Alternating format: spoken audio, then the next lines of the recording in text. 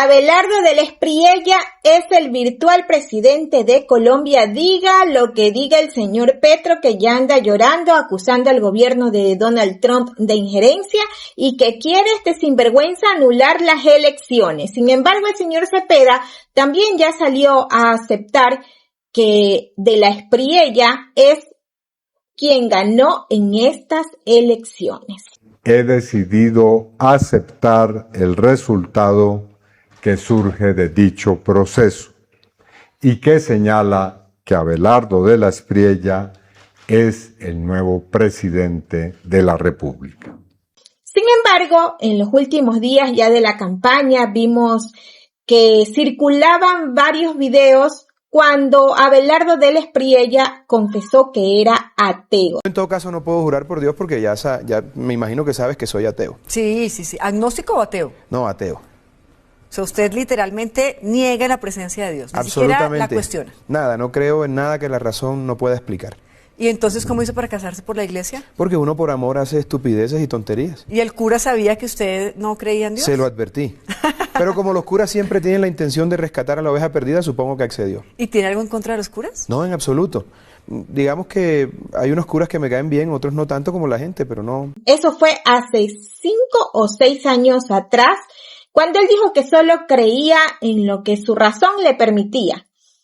Y ya sabemos pues que la mayoría de esta gente de izquierda es atea, ¿no? Porque seguramente porque como ellos no creen en Dios, por eso es que creen en Correa, porque para ellos pues es lo que ven, es lo que han visto, es el que les ha dado de comer, les ha dado trabajito, les ha dado quién sabe cuántas cosas les ofreció y ciertamente les dio, porque hay un grupito que sí se benefició de la época del correísmo. Pero de la Espriella actualmente cree en Dios. Él se convirtió al cristianismo. ¿Será por eso que llegó a la presidencia de Colombia? Dios escoge los momentos. No somos los seres humanos los que decidimos cuándo pasan las cosas. Todos tenemos un plan, pero Dios tiene los planes verdaderos. Y yo, que era un hombre que no creía en nada que la razón no pudiese explicar, y ahora entiendo que así lo dispuso Dios para prepararme para este momento. Me encontré con Dios ante una pérdida terrible que tuvimos en la familia, de una tía que era la hermana menor de mi madre, que fue como mi hermana porque éramos contemporáneos. Nos criamos juntos, fuimos a la universidad juntos y éramos como hermanos. Tan es así que sus hijos, que son mis primos, me llaman tío. Esa era la cercanía. Y ella sin duda era el mejor miembro de mi familia. Y era tan buena y pura que Dios decidió llevársela antes y por eso está con él. Y a raíz de la muerte de Beatriz, hace 5 años, yo empecé a experimentar un cambio profundo en mi vida. El mismo día que la enterramos. Una de sus mayores preocupaciones era que yo no podía creer, pastores, en nada que la razón no pudiese explicar. Esto fue hace 5 años. Y ella vivía orando por mí todo el tiempo. Y yo le decía a Beatriz, no te preocupes, que si yo soy buen padre, soy buen hijo, soy buen esposo, yo estoy cerca a Dios. Así no esté hablando con Él. Y ella me decía, tienes que hacer oración, Dios me habla sobre ti. Y cuando Beatriz muere, yo siento que algo especial pasó. Y son los misterios de Dios, que nos llevan al conocimiento de su palabra por caminos y vías que no conocemos y que no esperamos. Y el mismo día del entierro de Beatriz, yo sentí tranquilidad y alivio en mi corazón. Estaba profundamente triste, pero sentí alivio porque sabía que ella estaba en el lugar en el que debía estar un alma pura como la de ella. Y entendí en ese momento que la única manera de seguir conectado con ella era a través de Dios, que era nuestro puente. Y a partir de ese momento, hace 5 años, a partir de una tragedia, mi vida cambió, pero cambió para bien, de la mejor manera.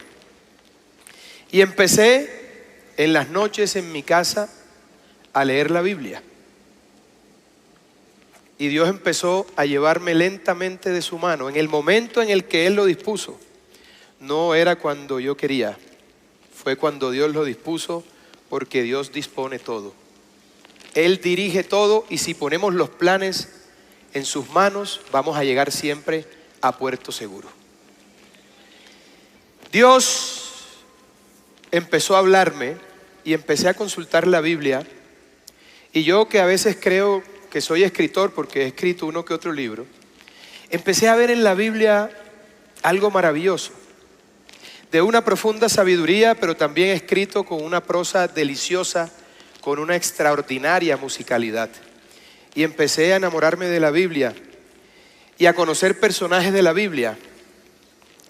Y un día, queridos pastores, me encontré en la Biblia con Ciro. Y empecé a estudiar sobre Ciro. Y me di cuenta cómo un hombre que no tenía a nuestro Dios como su Dios, decidió liberar al pueblo de Israel, y lo hizo de la mejor manera. El pueblo de Dios llevaba muchos años sufriendo la esclavitud, y Ciro los liberó. Y a partir de ese momento entendí que la inteligencia viene del hombre, pero la sabiduría necesariamente viene de Dios.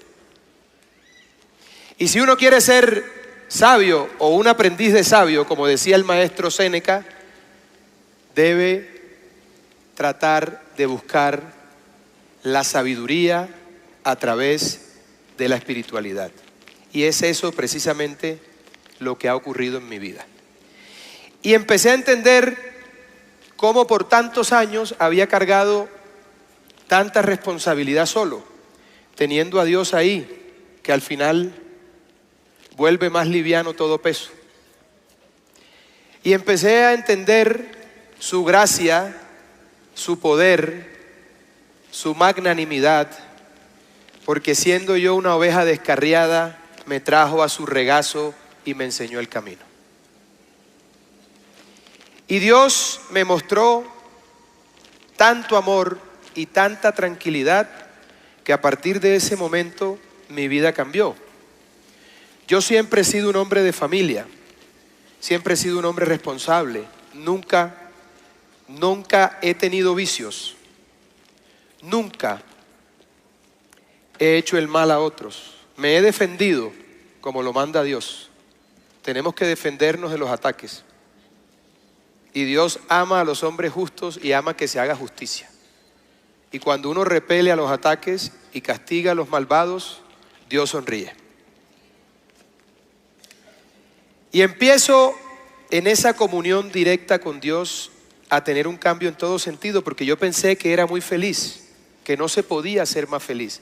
Un matrimonio de muchos años, 4 hijos, una vida tranquila, ya retirado del mundo del derecho.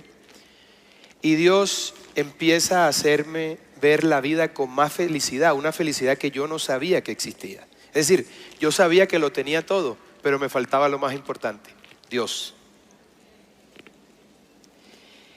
Y Dios, en su infinita sabiduría y misericordia, empieza a guiarme, y yo empiezo a hacer todos los estudios solo de la Biblia, callado en la soledad de mi estudio a medianoche. Y empiezo a tratar de interpretar la palabra, y confieso que en algunos pasajes, pastor, me perdí. Ya mis hermanos cristianos me asesoran. Cada vez que tengo una confusión, llamo a mis hermanos cristianos: hermano, ¿qué significa esto? Guíame un poco porque estoy perdido. Y la Biblia me fue guiando por esos pasajes maravillosos.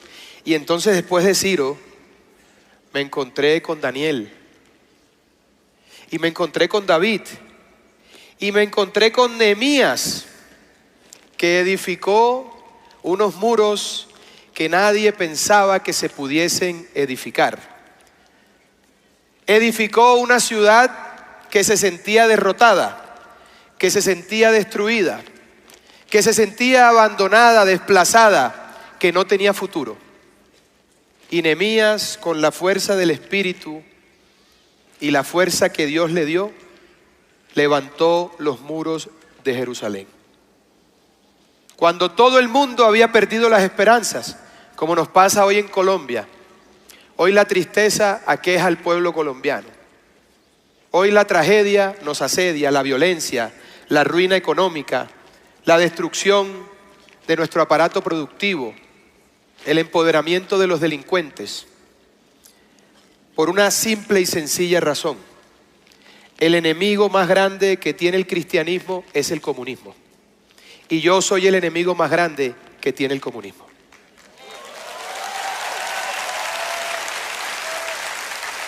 Y por eso me atacan, y por eso me difaman todos los días, por eso me inventan tantas cosas.